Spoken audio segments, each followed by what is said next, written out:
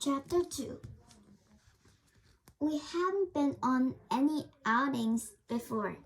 Well, only one very special occasion, like the time we flew on a dragon to King Percival's party. It felt quite strange to be trotting away from Silver Towers that afternoon. There was another coach in front of us and two more behind. Luckily, we'd managed to avoid Gorilla and Diamond. They were in the last coach, which they weren't very happy about at all. Where do you think which windowspin lives? I asked the others. I don't know, Charlotte said. I hope it's not a dark, creepy cave full of spiders. I know, Alice instructed. She lives in the middle of Hollyberry Wood and she's famous for her magic cures. She does spinning and weaving as well. And her house is full of wonderful cushions and rugs and stuff. She makes her own clothes too, in the most fabulous colors. She makes clothes? Emily sounded amazed. That doesn't sound very witchy. I thought witches always wore black, Katie said, with pointy hats. Daisy nodded. Me too, and they have warts on their nose and whiskers on their chins. And they put horrid spells on princesses. Queen Samantha Joy would never let us go near anyone like that, Sophia pointed out. Didn't you ever read the procedures? It says we're well looked after at all times. It wouldn't look very good for Silver Towers if we fell into an enchanted sleep for 100 years. That made us laugh, even Daisy.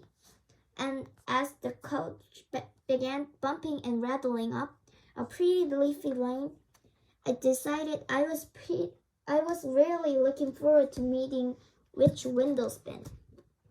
We finally stopped outside the sweetest little house nestling under a big oak tree. Fairy Angora was waiting by the teeny front door as we tumbled out of the coach as fast as we could. Be sure to mind your heads as you go in, she warned us.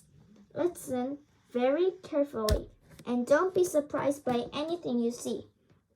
And she pushed the door open and we tiptoed inside. It was extraordinary. The door was so small, but the moment we were inside, we found ourselves in an enormous room with a wonderful ceiling painted with sparkly stars and fat, rosy babies holding trumpets and puffing out their cheeks. And then I saw there were little ships sailing in between the stars, and there was really moving. And the babies were playing and blowing them this way and that. It looked such fun. I was so busy staring up at the ceiling that I jumped when something touched my arm. Oh, excuse me, I said, and I found I was talking to a broom, and it actually bowed to me. I was astonished I couldn't say anything at all. I see my broom had taken a fancy to you, dear Princess Katie, said a wonderfully deep voice, and I saw which windowspin smiling at me. She was tall, and although she wasn't exactly beautiful, she had the kindest, wisest face, and I suddenly knew she was very, very, very old.